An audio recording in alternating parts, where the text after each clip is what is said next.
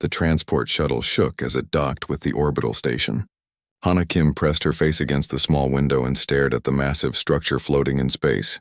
Karis 9 training facility looked like a city made of metal and glass, spinning slowly against the backdrop of distant stars. She had never been this far from Earth before. Around her, the other human recruits whispered nervously. There were only 12 of them on this shuttle, all part of Earth's third wave of military enlistment. The Galactic Coalition had only accepted humans 5 years ago, and most alien species still did not trust them. Humans were weak compared to other races. They broke easily. They died from things that would not even hurt a Varos or an Ithrak. Hana touched the patch on her uniform. It was dark blue with Earth's symbol on it, and underneath were words in the common galactic language. Probationary species. She hated that label, but she understood why it existed. Humans had to prove themselves worthy. The shuttle doors opened with a hiss. Cold air rushed in and Hana grabbed her bag.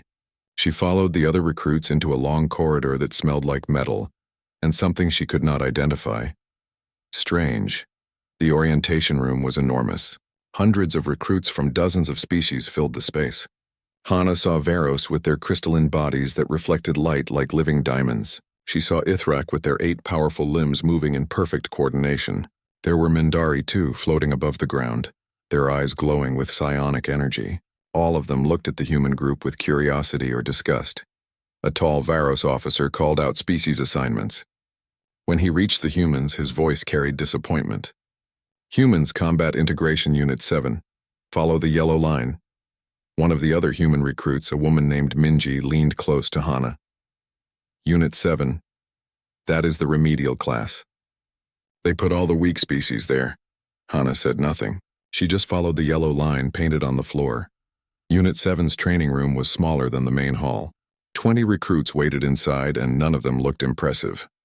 There were small species with big eyes, species with fragile wings, species that could barely lift their own equipment. The humans were the largest ones there, which felt strange and sad at the same time. Then the instructor arrived, and everything changed.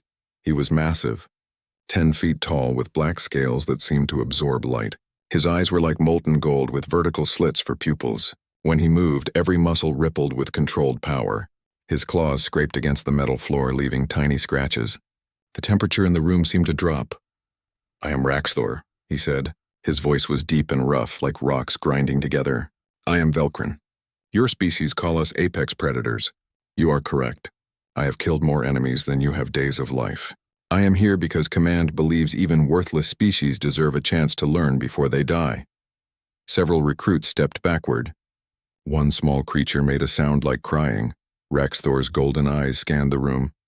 They stopped on the human group. "Humans, I have heard of you. You pretend to be warriors, but you are prey. Soft, weak, emotional." He showed his teeth. They were each as long as Hana's finger. "Let us see how long you survive."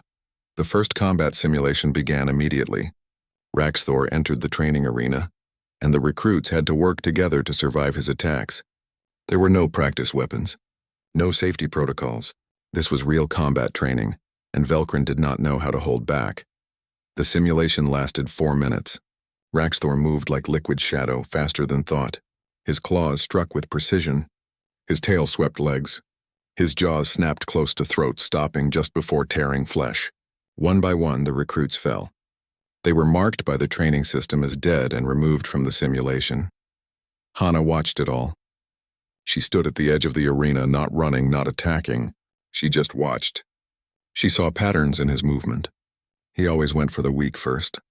He circled clockwise. He attacked from the left side more than the right. His tail struck exactly 3 seconds after each claw attack. When only 5 recruits remained, they all started running. All except Hana. Raxthor turned toward her. He lowered his body into a hunting crouch. His scales seemed to shimmer. "You do not run, human?" "No," Hana said. Her voice was calm, steady. He rushed forward, closing the distance in a heartbeat. His claws raised to strike. Hana did not move. She looked directly into his golden eyes. "Sit." The word was not loud. It was not a scream or a command shouted in fear. It was simply spoken with absolute certainty, the way someone might speak to a trusted partner. The tone was firm but not angry, calm but not weak. Raxthor froze mid-strike. His claws stopped inches from her face. Something happened in that moment. Something neither of them understood. An ancient instinct buried deep in Velcrin genetics, suppressed for thousands of years, suddenly woke up. His mind screamed at him to complete the strike, but his body would not obey. His haunches lowered. His tail went still. He sat. The entire training room went silent. Every recruit, every monitor system, every observer in the control room above stopped moving. No one had ever seen a Velcrin obey a command from another species. It was impossible. Velcrin were apex predators. They did not submit. They did not follow. They hunted. Hana kept her eyes locked on his. "Good," she said softly. Raxthor's scales rippled with confusion and rage. What was this? Why could he not move? Why did his body respond to this tiny, weak prey creature? He wanted to roar, to strike, to prove his dominance. But he remained sitting. The alarm sounded, ending the simulation. Red lights flashed. Emergency protocols activated. Officers rushed into the room. They surrounded Hana and Raxthor, weapons ready. Commander Taeyang Park, the senior human officer in the facility, pushed through the crowd. He looked at Hana, then at Raxthor, then back at Hana. "What did you do?" he asked. Hana finally looked away from Raxthor. "I just asked him to sit, sir. You commanded a Velcrin?" One of the Varos officers sounded horrified. "That is not possible. Humans have no psionic ability, no pheromone dominance, no genetic authority." Raxthor slowly stood up. His golden eyes never left Hana. He said nothing. His claws flexed. His tail moved slowly from side to side. Inside his mind was chaos, shame, confusion, rage, and something else. Something that felt almost like respect. Commander Park made a decision quickly. "Everyone out. Simulation is over." He pointed at Hana. "You come with me, now." As Hana walked toward the door, she glanced back. Raxthor stood in the center of the arena, watching her leave. His scales had darkened to absolute black. She could not read his expression, but she felt his eyes on her back. Minji caught up to her in the corridor. "Are you insane? You commanded an apex predator. They are going to expel you." "Maybe worse." Hana shook her head. "I did not command him." "Not really. Then what did you do?" Hana thought about her childhood on Earth, about the military working dogs her father trained, about the countless hours spent learning how predators think. "I spoke to him in a language his instincts understand. I did not order him. I just reminded him what it feels like to trust." Behind them in the empty training room, Raxthor stood alone. For the first time in his long life, he did not understand himself, and that terrified him more than any enemy ever had. The hearing room was cold and filled with officers who did not like humans. Hana stood at attention while 3 senior commanders discussed her fate. They spoke in the common language, but sometimes switched to their native tongues when they thought she could not understand. She caught enough words to know they wanted her expelled. Commander Taeyang Park sat at the side table, his face carefully neutral. He was the only human with enough rank to attend this hearing, and Hana knew he was walking a dangerous line. Defend her too much and Earth's reputation suffered. Abandon her and he looked weak. The lead commander was a Mindari named Veloth. His body glowed with soft blue light as he floated above his chair. "The facts are clear." Private Hana Kim issued a command to Instructor Raxthor during combat training. A Velcrin apex predator obeyed this command. This should be impossible. We must investigate if humans possess hidden abilities that were not disclosed during Coalition entry. "We have no hidden abilities," Park said firmly. "Humans are what we claim to be. No psionics, no pheromone manipulation, no genetic dominance markers." "Then explain what happened," demanded the Varos commander. Her crystalline body refracted the room's light into rainbow patterns. "Your recruit controlled an apex predator with a single word. If humans can do this, they are a threat to Coalition species hierarchy." Before Park could answer, the door opened. Raxthor entered without permission. Every commander turned to stare. Velcrin were respected and feared, but they rarely involved themselves in administrative matters. They were weapons, not politicians. "I wish to speak," Raxthor said. His voice was calmer than in the training room, but no less powerful. Veloth's glow brightened. "Instructor Raxthor, we were about to summon you. Tell us what the human did to you." Raxthor looked at Hana. His golden eyes were unreadable. "She did nothing to me. You obeyed her command. I responded to her tone. Raxthor's claws tapped against the floor. There is a difference. Explain this difference. Raxthor was silent for a long moment. Hana could see him struggling with words. Velcrin were not known for explaining themselves. My species evolved as pack hunters. We suppressed these instincts when we achieved spaceflight. We built our civilization on individual dominance. But the old instincts remain in our genetics, buried but not dead. The human's tone triggered something ancient. The Varos commander leaned forward. Are you saying humans can control Velcrin through vocal manipulation? No. Raxthor's tail lashed once, a sign of irritation. I am saying she spoke with the certainty of an alpha, and my instincts recognized it. I was not controlled. I was, reminded of something I had forgotten. Veloth hummed thoughtfully. This is unprecedented. Private Kim, do you understand what you did? Hana chose her words carefully. Sir, I grew up training military working dogs with my father. Predators respond to confidence and calm. I treated Instructor Raxthor with respect, not fear. That is all. You compared a Velcrin to a dog? The Varos commander sounded offended. No, ma'am. I compared the training principles. Understanding how predators think is not the same as controlling them. Raxthor made a sound that might have been approval. The human is correct. She did not control me. She earned a response. The hearing continued for another hour. In the end, Commander Park negotiated a compromise. Hana would not be expelled, but she would be assigned directly to Raxthor as his liaison. If any problems occurred, both humans and Velcrin would face consequences. It was a dangerous solution, but it was the only one that satisfied everyone. When Hana left the hearing room, Minji was waiting in the corridor. You survived. I cannot believe it. Barely, Hana said. She felt exhausted. So what happens now? I am assigned to Raxthor, whatever that means. Minji grabbed her arm. Hana, listen to me. Humans are already not trusted here. If you make one mistake with that apex predator, they will use it as an excuse to expel all of us. You are carrying the weight of our entire species. Hana had not thought about it that way. The responsibility felt crushing. I know. The first week working with Raxthor was awkward and tense. He barely spoke to her.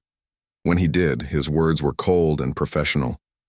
He gave her assignments to complete, training schedules to organize, reports to file. She was essentially his assistant, doing work that had nothing to do with combat or training. Hana did not complain. She watched him carefully during training sessions with other units. She saw how he moved, how he taught, how he evaluated weaknesses. She noticed that he was harder on species that showed fear. He respected those who stood their ground even when they lost. On the 5th day, she made a decision. During his afternoon training session, she entered the arena uninvited. Raxthor stopped mid-demonstration. You were not called, liaison. I know, Hana said. She walked to the center of the arena. I want to understand how you fight. I cannot do my job properly if I only watch. His eyes narrowed. You want to fight me? I want to learn from you. The distinction seemed to matter. Raxthor dismissed the other recruits and circled Hana slowly. You will be injured. Humans are fragile. Then teach me how to be less fragile.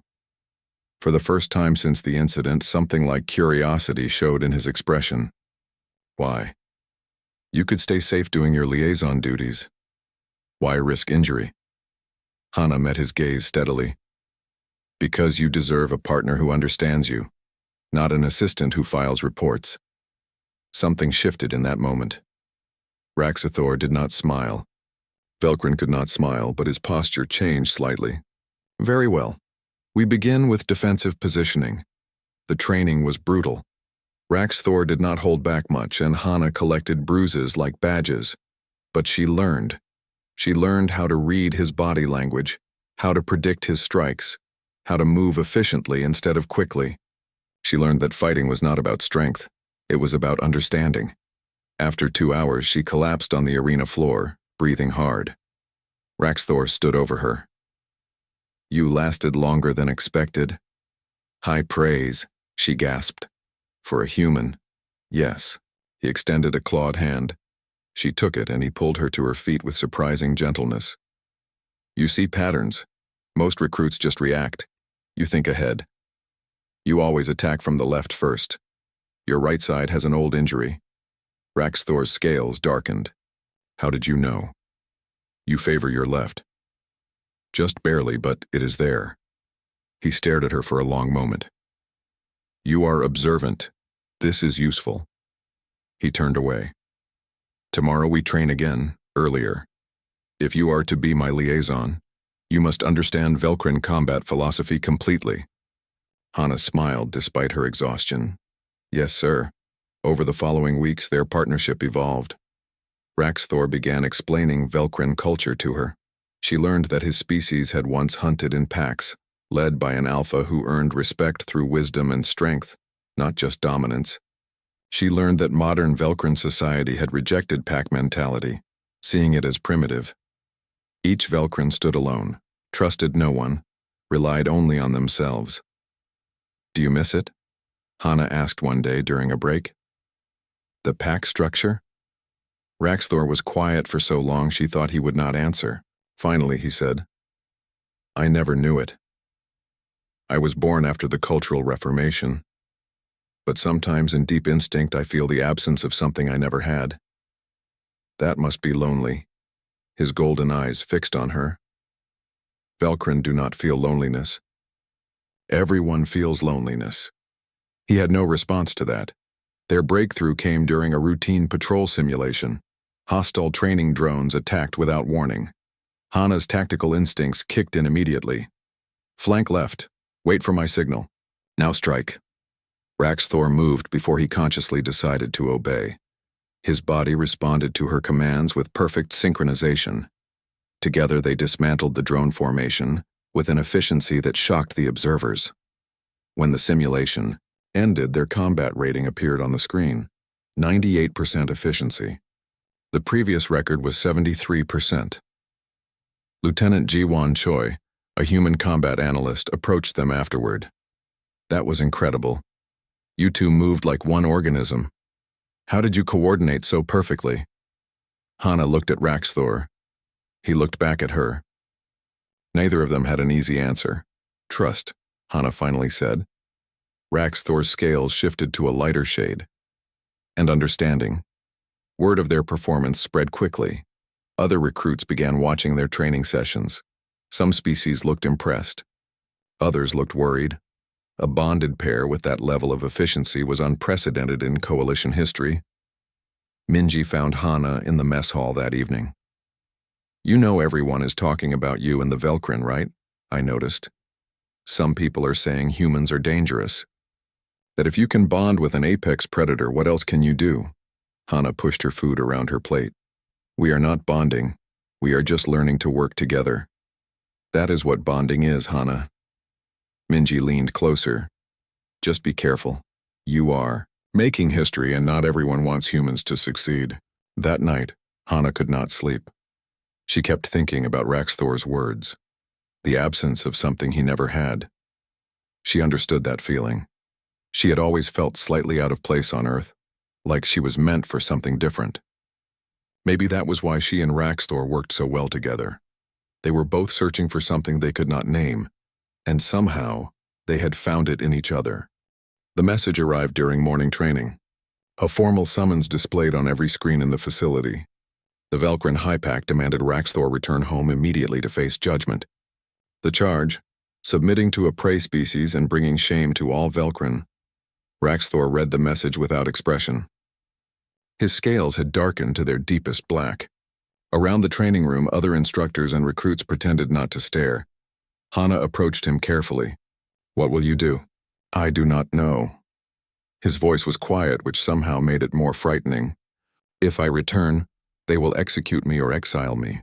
If I refuse, I am a traitor to my species. You did nothing wrong. His golden eyes found hers. I obeyed a human. To Velcrin, that is everything wrong.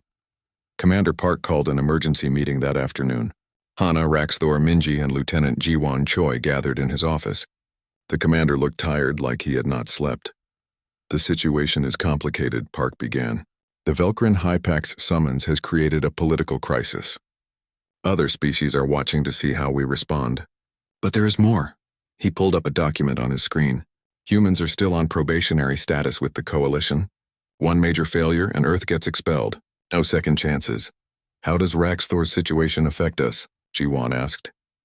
If he returns and is executed, the Coalition sees us as the species that destroyed a legendary Velcrin warrior. If he refuses and stays, the Coalition sees us as harboring a traitor. Either way, we look bad. Minji leaned forward. So what do we do? Park smiled grimly. We compete. He explained the trials of Keth, a brutal combat assessment held once every 3 years. Bonded pairs from across the Coalition competed in progressively difficult scenarios. The trials tested not just combat skill but strategy, adaptability, and trust between partners. Winners gained immense honor for their species. Losers faced disgrace or death. If Hana and Raxthor compete and perform well, it proves their partnership has value, Park said. It gives the Velcrin Hypack a reason to reconsider. And it shows the Coalition that humans can contribute meaningfully. Raxthor's claws scraped against the desk. The trials are not a demonstration. They are warfare. Many competitors die. I know, Park said. But it is the only path I see that does not end in disaster for everyone. Hana felt her heart pounding. She had been training for months, not years. The other competitors would be elite warriors with decades of experience. When are the trials?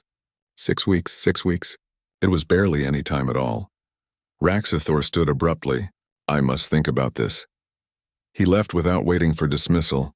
Hana found him later on one of the observation decks. He stood before the large window watching stars drift past. She stood beside him in silence for several minutes.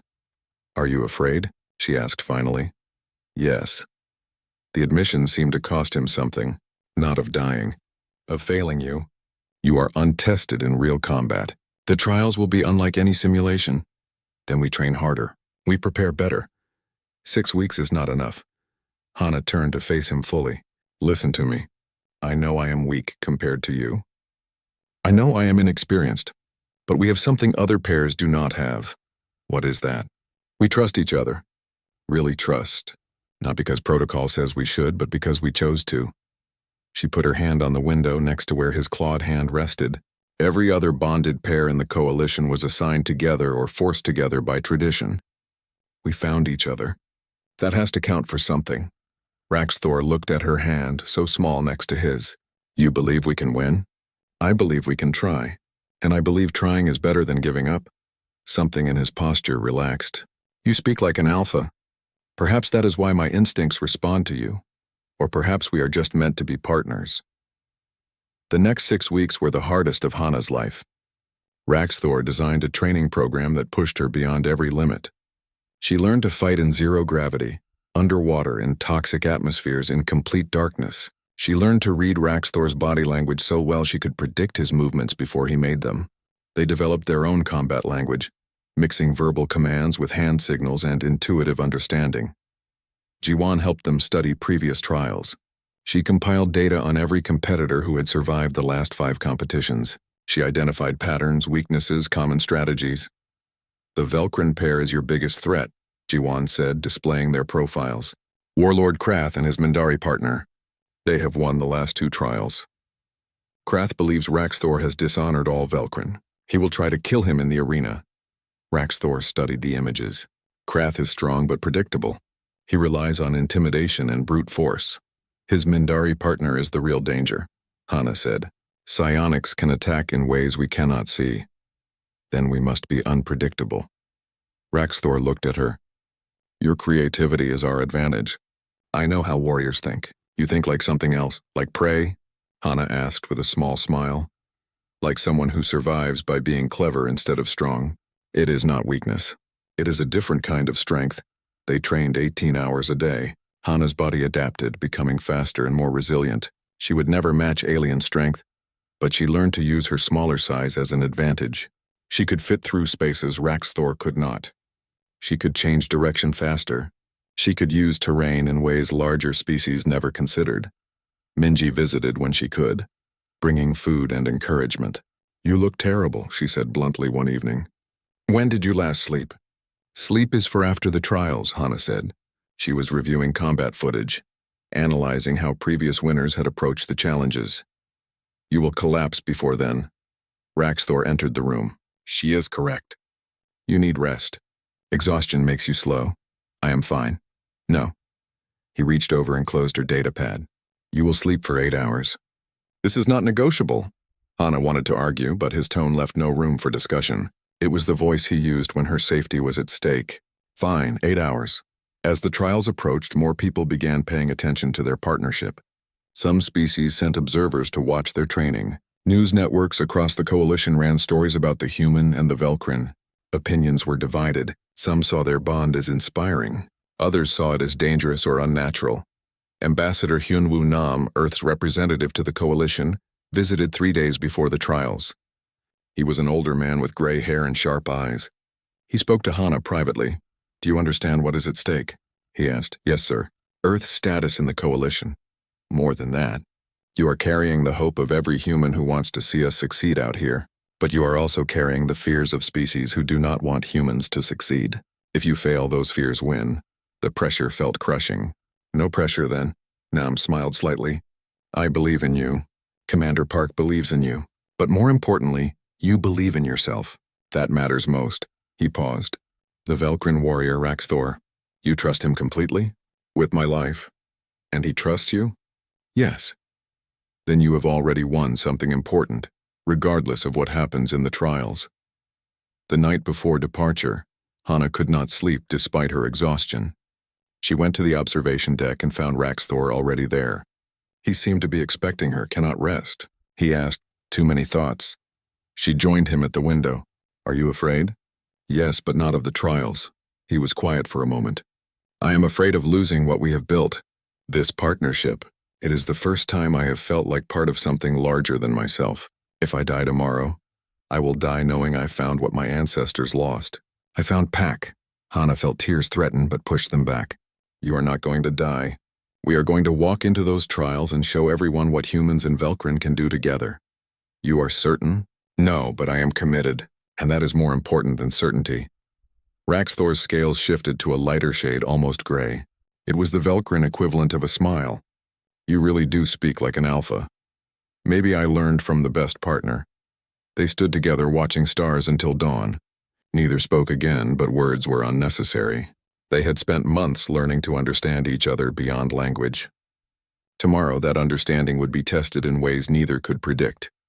But tonight they had this moment, this quiet certainty that whatever came next, they would face it together. The transport to the trials left at dawn. As Hana and Raxthor boarded, Commander Park saluted them. Minji hugged Hana tightly. Jiwon handed them last-minute strategy notes. Make us proud, Park said. We will, Hana promised. The transport doors closed. Through the window, Hana watched Karis 9 grow smaller until it was just another point of light among millions. Raxthor sat beside her, his massive frame taking up 2 seats. No turning back now. Never planned to turn back. Good, neither did I. The trials awaited, and with them, the chance to prove that sometimes the strongest bonds form between the most unlikely partners. The trials arena was built on a moon with low gravity and a toxic atmosphere. The entire facility existed under massive environmental domes that could simulate any condition. Thousands of spectators from hundreds of species filled the observation levels. Down on the floor, 32 bonded pairs prepared for the first challenge. Hana checked her equipment one final time. Environmental suit sealed tight. Weapons harness properly fitted. Communication link to Raxthor active. Her hands were steady even though her heart raced. Raxthor stood beside her, his scales reflecting the harsh arena lights. He wore minimal armor, as was Velcrin custom. His claws needed no weapons. Remember the plan? Stay close, watch your back, and do not do anything stupid. Good. His golden eyes scanned the other competitors. They are watching us. Some with curiosity, others with hate. Hana saw what he meant. A massive Velcrin with scars covering his scales glared at them from across the staging area. Warlord Krath. Beside him floated his Mindari partner, eyes glowing with psionic energy. They radiated hostility. Let them watch, Hana said. We know what we are capable of. The arena announcer's voice boomed through speakers. Competitors, the first challenge begins in 5 minutes. Survival Hunt Protocol. You will be transported to a hostile environment. Survive for 12 hours. Eliminate other teams if possible. Teams that fail to survive are disqualified. Lethal force is authorized. Minji's voice crackled through Hana's communicator. She was in the observation level with Commander Park and Jiwon. We are watching, Hana. You can do this. Thanks. Wish us luck. You do not need luck. You have each other. The transport fields activated. Reality twisted. Suddenly, Hana and Raxthor stood in a dense jungle under a red sun. The air was thick and humid. Strange sounds echoed from all directions. Her suit's sensors immediately flagged 3 nearby teams. Move, Raxthor said. Higher ground first. They ran.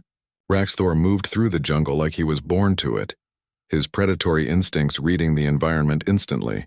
Hana followed, trusting him completely. They found a cluster of massive trees and climbed. From the canopy they could see most of the arena zone. There, Hana pointed. 2 teams were fighting near a river. Plasma fire lit up the jungle. They are eliminating each other. We should avoid that area. Agreed. We conserve energy. Let others waste theirs fighting. For 6 hours they moved carefully through the environment. They avoided 3 fights and observed each from a distance. Hana took mental notes on how each team operated. The Ithrak pair fought with perfect coordination, their 8 limbs each a weapon. The Varos pair used their crystalline bodies to refract energy weapons. The Mindari pairs relied heavily on psionics. Then Raxthor froze.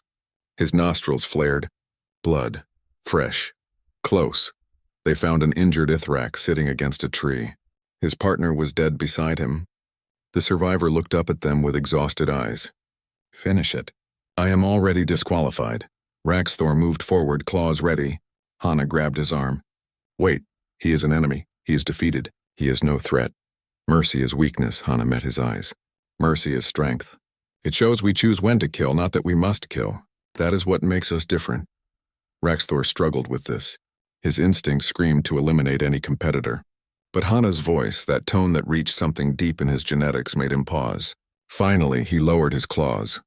The Ithrak stared at them in shock. You spare me? You are already beaten, Hana said. Medical teams will find you when the challenge ends.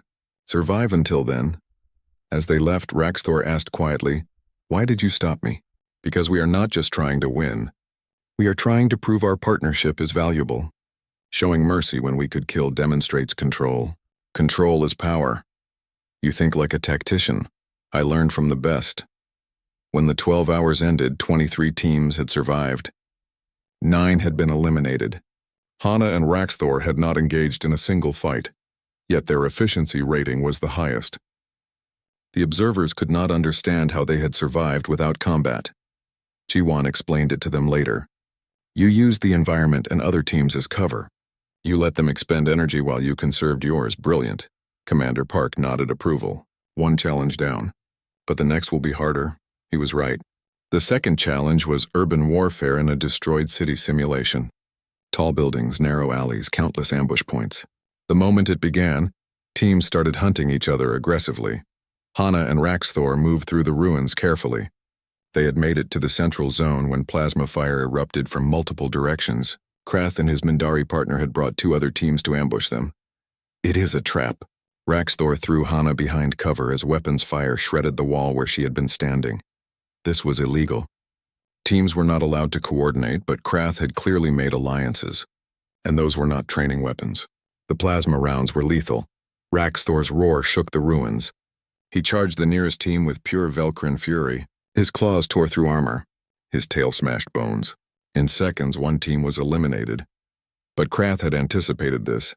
While Raxthor was distracted, the Mindari's psionic attack hit Hana. She felt invisible pressure crushing her mind. Her vision blurred. She could not breathe. Hana! Raxthor turned, saw her falling. Plasma fire struck her leg. The pain was incredible. Her suit system screamed warnings. Bone shattered. She collapsed. Raxthor went berserk. The rage that all Velcrin carried, the fury that made them apex predators, exploded out. He moved like a force of nature. The second team tried to fight him and died in moments. He turned toward Krath and the Mindari with murder in his eyes, but the Mindari's psionics hit him too. The psionic attack tried to overwhelm his mind, fill it with fear and paralysis. Through the pain, through the haze of agony, Hana forced herself to speak. Her voice was weak but carried that same certainty it always had. "Stay with me. We finish this together." The words cut through Raxthor's rage and the psionic assault. His mind cleared. He stopped his wild charge and dropped back to Hana's position. He picked her up with surprising gentleness even while plasma fire continued around them. "Your leg is destroyed," he said. "I noticed." She gasped through the pain. "Get to cover. East building, 3rd floor. I saw a defensive position earlier." He ran, carrying her while dodging weapon fire. They made it to the building and up to the 3rd floor. Raxthor set her down carefully and immediately began applying emergency medical foam to her leg. "I cannot fight and protect you at the same time," he said. His scales were rippling with stress. "You do not have to." Hana pulled up the building's structural data on her datapad. Despite the pain, her tactical mind was still working. "Krath is strong but not smart. He will charge straight at us. The Mindari stays back for psionic support. We use that. How? I am the bait." "You are the trap," she explained quickly. Raxthor understood immediately. "It is risky. Everything about this is risky. Trust me, always." They set the trap. Hana positioned herself at the window, visible from below. As predicted, Krath roared and charged into the building. The Mindari stayed outside, preparing another psionic assault. But Hana had studied the Mindari during the first challenge. She knew psionics required concentration, and concentration could be broken. "Now," she shouted. Raxthor had rigged part of the building's structure. It collapsed, sending debris falling toward the Mindari. The psionic attack faltered as the Mindari dodged. In that moment of broken concentration, Raxthor dropped from above. He hit Krath from behind, claws finding the gaps in the warlord's armor. It was not a killing blow, but it was disabling. The Mindari tried to help his partner, but Hana, despite her shattered leg, managed to hit him with a stun round from her sidearm. It was not enough to eliminate him, but it disrupted his psionics. "We could kill them," Raxthor said. Krath lay wounded at his feet. "We could," Hana agreed. "But we will not. Let the judges see that we won by skill, not murder." Raxthor stared at Krath. The warlord glared back with pure hate. Finally, Raxthor stepped away. "You lost. Remember that when you speak of honor." Medical teams swarmed in as the challenge ended. Hana was immediately taken to surgery. Her leg was badly damaged but could be repaired. Raxthor refused to leave her side. Commander Park arrived in the medical bay. "The judges are investigating the ambush. Krath violated multiple rules. He may be disqualified." "I do not care about that," Raxthor said. "Is she going to be all right?" "The doctors say yes, but she cannot compete in the remaining challenges." Raxthor's scales went completely black. "Then I withdraw." "What? You could compete alone. You are skilled enough." "No." His voice was absolute. "We are partners. We succeed together or not at all. That is what partnership means." Park studied him for a long moment. "You really have changed, Raxthor. The warrior who arrived at Karis 9 would never have said that. That warrior did not know what he was missing. She taught me." When Hana woke from surgery, Raxthor was sitting beside her medical bed. "Hey," she said weakly. "Did we win?" "We survived. That is a victory. The next challenge is, I withdrew us from the trials." Hana tried to sit up. "What? No. You can still compete. I can do nothing without my partner. We are pack. We move together." His golden eyes were gentle. "You made me understand that some things are more important than winning. Trust, loyalty. These matter more than any trial." Hana spent 2 weeks in recovery. Her leg healed slowly, aided by advanced alien medical technology that Earth did not yet possess. Raxthor visited every day, sometimes sitting in silence, sometimes telling her about events she had missed. The trials had concluded with a Varos pair winning. But nobody talked about the winners. Everyone talked about the human and Velcrin who had walked away from victory together. News networks across the coalition debated what it meant. Some species saw it as weakness, others saw something different. On the day Hana was cleared to return to duty, Commander Park summoned both her and Raxthor to his office. Ambassador Nam was there too, along with several coalition officials Hana did not recognize. "Please sit," Park said. He looked tired but pleased. "We have much to discuss." The senior official, a Mindari named Elos, spoke first. "Your performance at the trials created an unexpected situation. Many bonded pairs across the coalition watched what you did. Some have begun questioning their own partnerships. Is that bad? Hana asked. It is change. Change makes some people uncomfortable. Alos's glow shifted colors, but it also makes others hopeful, particularly younger species who feel trapped by traditional hierarchy. Ambassador Nam leaned forward. Earth's provisional status has been reviewed. Based on your actions, the Coalition Council has voted to grant humans full membership. Effective immediately. Hana felt the weight of those words. Full membership. No more probationary status. Humans were truly part of the galactic community now. There is more, Alos continued. The Coalition wishes to establish a new program, interspecies bond integration. The goal is to help species learn to form genuine partnerships rather than just following protocol. You two would lead this program. Raxthor shifted in his chair. I'm a warrior, not a teacher. You are both, Park said. You taught Hana to be a fighter. She taught you to be a partner. Those lessons are exactly what this program needs. And if we refuse? Hana asked. Nam smiled. Then you refuse. This is an offer, not an order. You have already done more for Earth than anyone expected. You have earned the right to choose your own path. Hana looked at Raxthor. He looked back at her.